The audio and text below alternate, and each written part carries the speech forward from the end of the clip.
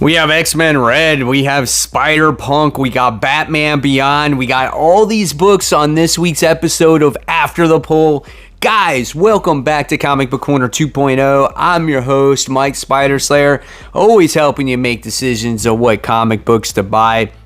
And guys, yes, this is the video series where I take some of my most highly anticipated books and I see if they live up to the hype, and we see which book winds up getting number one. Now, if that holds true, that will be determined on Tuesday night at 10:15 p.m. Eastern, as I do a live stream called Comic Book Weekly. I do it with my good friends Brant and Cat Comic Uno, where we talk about our top 5 comics, the big books of the week. We talk about the weekly comic book news, and last week's episode was awesome, so hopefully this coming week, you guys will join us once again as we have a ton of fun. Okay, webheads, so here we go. I only got a chance to read 7 books this week, and I didn't know if I wanted to keep going. Some of these books were definitely disappointing, and I probably won't be reading them going forward.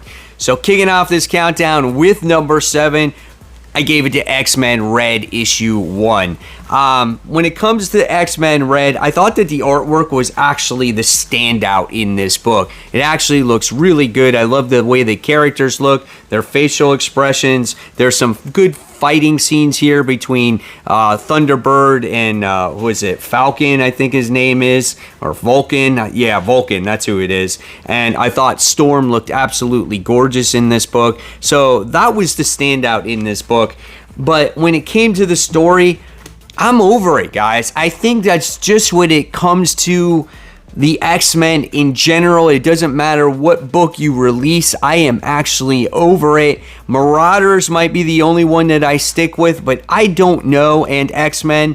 But this book was just absolutely boring for me. There's just too much standing around, talking, and nothing happening. And it's just like, what's the point, man? Like, I'm sorry. I just call me old school at this point, whatever it is, but I need Claremont type of X-Men books again. Even if it's not Claremont writing them, like, I need that style. I want Magneto to be the bad guy. I want Sinister to be a bad guy, not some goofing off, jerk off, all the time. I want X-Men the way they were once again. And I think the idea of House of X and Powers of 10 was interesting, but now that Jonathan Hickman's completely off of it, it just doesn't work anymore. Like, destroy Krakoa, destroy Arakko, destroy the Five, destroy everything, make them just lifeless and start over. I don't know, figure out something. But this had no interest for me whatsoever. I just don't care about what's going on anymore, and I think that is my biggest problem. I was like practically falling asleep while reading this book. I didn't care about the fight with Thunderbird and freaking Vulcan and Cable showing up out of nowhere. Abigail Brand shows up out of nowhere. It's like, it's just a mess. Like, if you were a new reader reading this book, right? Why would you want to read this? You would be completely lost. This is not for a new reader. And if you're done with this version of the X-Men, I don't think you're going to be continuing this. So I'm very curious to hear your guys' thoughts in the comments below, where you're at with X-Men right now. Did you even pick this up? I hate being so negative towards comic books because people write these, they spend their hard time and effort to try to put out these good stories, but I'm just not into it, man. Coming in at number 6, we have Batman Beyond Neo Year issue 1. Guys, I thought the artwork in this book was absolutely gorgeous, and that was the best thing though about this book. I mean, honestly, this was a setup issue, point A, point B, just getting you familiar with who Terry McGinnis is, once again, who he's taking over for. And if you read Batman Beyond, if you watch the cartoons and stuff like that, you know all that story. So it was very, cookie cutter type of book where we get to see Terry McGinnis do battle against a villain that is the the villain of the week, and that's basically what this book was. There was nothing really special here. He's sitting there trying to take over for Bruce Wayne, stopping mugging, stopping the bad guys, and by the time you get to the end of it, it was, again, a battle against some random villain, and that was that. Again, nothing really special. I thought the quality of the actual comic was good, art was good. Will I continue this book? I don't know. I don't know if it's worth my $4 because this first issue didn't really capture me all that much. So I'm probably going to be on the fence, honestly, with number 2. Now we are entering the top 5. That's right, guys. This week's top 5 might be a little bit weak, especially when it comes to this comic, and I'm surprised that it's number 5, and it's ahead of these other 2, and I'll tell you the reason why I thought. And this one goes to Spider-Punk issue 1. So Spider-Punk is kind of a pretty cool concept if you have this punk rock type of Spider-Man in this alternate universe. The artwork is out there. It's definitely different. It might be a acquiring taste for other people, maybe not for everybody, but I get that the tone that they're going for when it came to this book.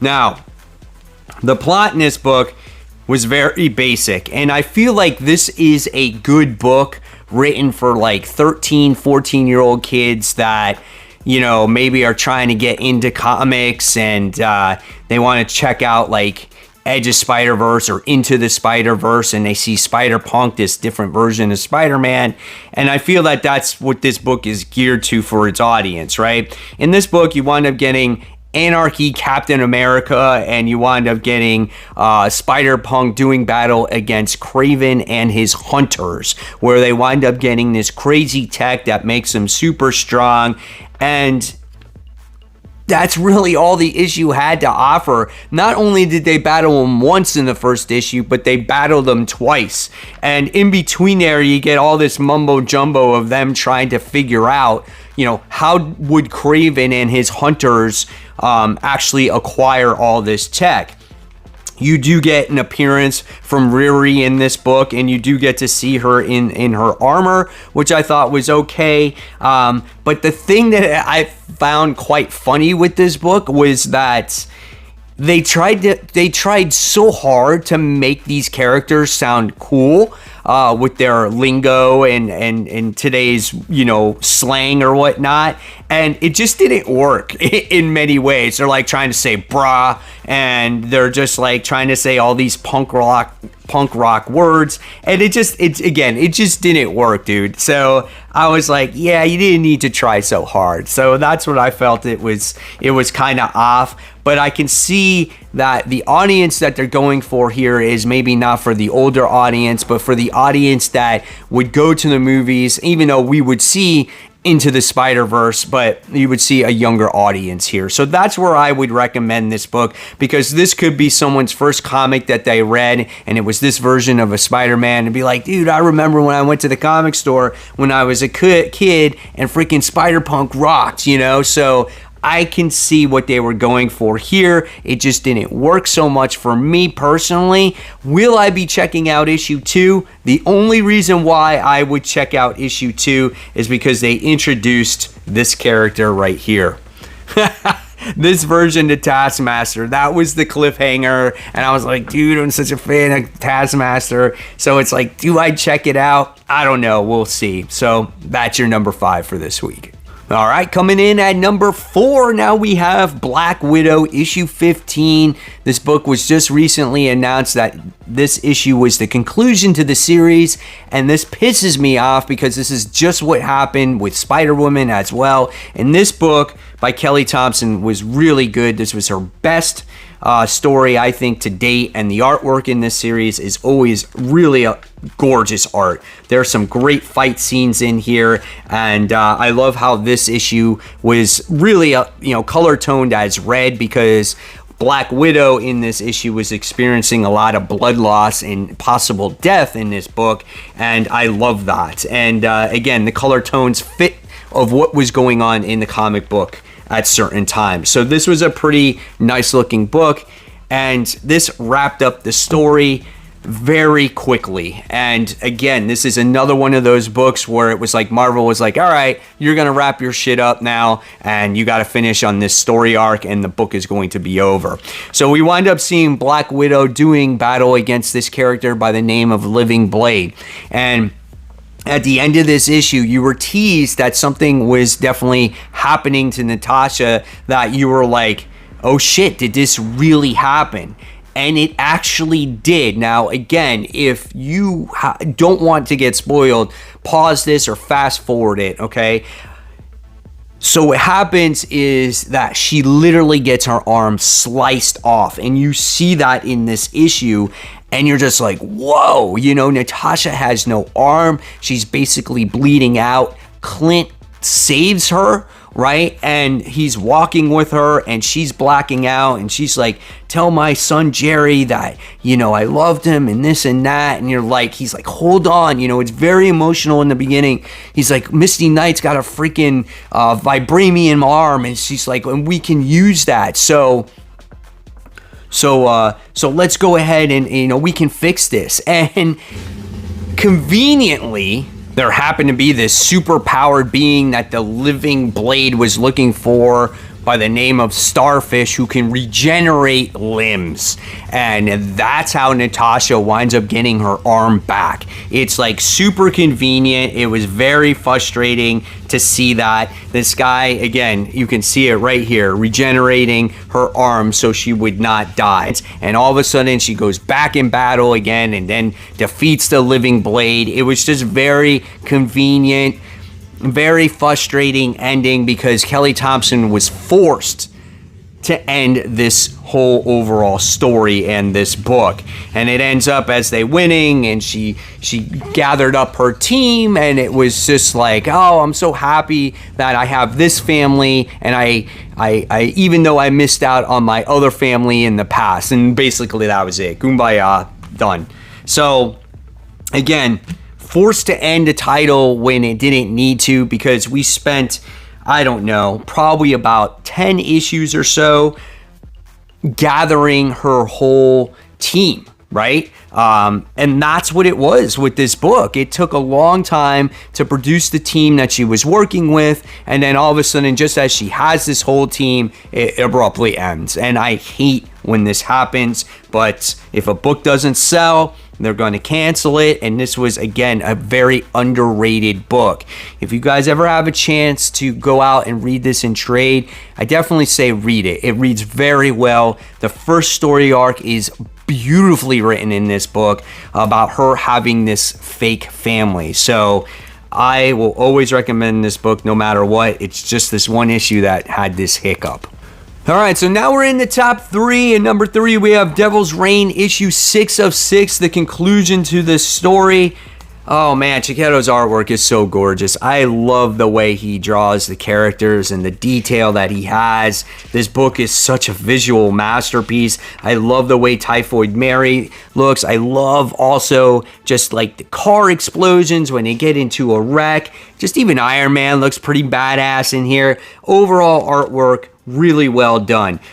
This final chapter to the Devil's Reign story read very quickly, and we get everything wrapped up. When it comes to the superheroes and their involvement in this story, it was definitely not needed, right? I felt like this could have continued in the main Daredevil story, and it could have ended right there. There was no reason for extra heroes to be in here. The only reason they were in here was to do battle against like the Thunderbolts, right? And that was really it, and maybe defeat Purple Man.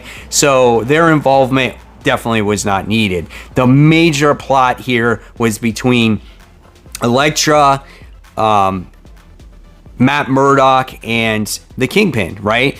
They do battle once and for all. And being what Daredevil did in the last issue, Matt Murdock was filled with rage, and he basically wanted to kill him, and Elektra held him back and said, no, this is not who you are. That's what this Daredevil symbol on your chest means. That's what it stands for. And so they basically decide to, send him to jail. But, of course, just like anything else, when you think Mayor Fisk or Wilson Fisk is going to jail, his son bails him out, gets him out, and there's this deal presented to Wilson Fisk with these people that were bullying him all this time to be president. And he turns it down, and he freaking kills these people, and then he winds up going away, right, with Typhoid Mary, and sails off into the sunset in a sailboat. It's hilarious. Like, where the fuck are they gonna go in this sailboat? I just found that so comical. And they're like gone. And this sailboat is like this little thing. You would think they would go in a yacht or a cruise ship or something that can, hold big old Kingpin here, and they're just in a sailboat. Being together, that's it, happy ending for Mayor Fisk. So what's to become of Wilson Fisk? I don't know, right? And it looks like Luke Cage is going to be the next mayor. So I don't know. This didn't need to be a Marvel event. This should have just taken place in the Daredevil run, and now we're going to start over with a new Daredevil run. So entertaining read. I enjoyed it. I just found the ending kind of comical. Coming in at number 2, and I think this is stretch. Maybe I could have put Devil's Reign ahead of this, but this is more of a Batman-centric issue. This is Batman issue 122. This is Shadow War Part 2. Shadow War Alpha, guys, was phenomenal. That book was next level shit right there, and it set the bar really high for this event, right? And let me tell you, this one was just not nearly as good, not even close. The artwork at times was good. When I showed it in my haul, I thought it looked pretty badass, where we get this scene here with Deathstroke fighting a bunch of ninjas, and it was so busy and chaotic at times, and it reminded me of Kevin Eastman's artwork in a lot of ways. Maybe the artwork here by, is it Harry Porter who does this book? Is inspired by that, because that's where I got that feel. It was just like real gritty type of, street level artwork. That's what it felt to me. So, but when it came to the story here, this was just the aftermath of everyone dealing with Deathstroke. And not much happened though, right? We wind up getting to see Deathstroke doing battle with Respawn against some ninjas that were after him for killing Roz. We get the name of this other character. I don't know if this is a new character or if it was in Checkmate or Event Leviathan by the name of Angel Breaker. I thought she was kind of cool. And then you get Damian teaming up with Ravager to go find Deathstroke because they think he killed him. And then you wind up getting Batman, who visits Talia and says, you set this whole thing up. You purposely got yourself hurt to make you think that you're not the one that destroyed Deathstroke. And she's like, no, Batman, I didn't do that. I would never do that. And then she freaking hooks up with Batman. Like, you legitimately see that. Like, she hooks up with him here. So what is Batman out for a booty call? Like, where's Catwoman? So it looks like Batman went to go visit Talia, feels sorry for her, and he's like, I'm feeling a little horny. Let me do a little hookup. Let me tell you, Batman, you better put on that bat condom because you don't want another Damian running around, right? So that's what I got out of this book. It was just a booty call for Batman to hook up with Talia. Nothing much happened. I was a little bit disappointed, but you know what? It's entertaining. It's Batman. And it always leaves you wanting more to see how this continues. So, we'll see. All right, Webhead. So before we get to that number 1 book, I still have this many books to read. And will these books take over this top 5? I have Marauders issue 1. Could this be the only issue I read of Marauders? I also have Firepower issue 19. This is the return of the series. I have Alice, which, hopefully it's not just a cover buy and I can continue reading this.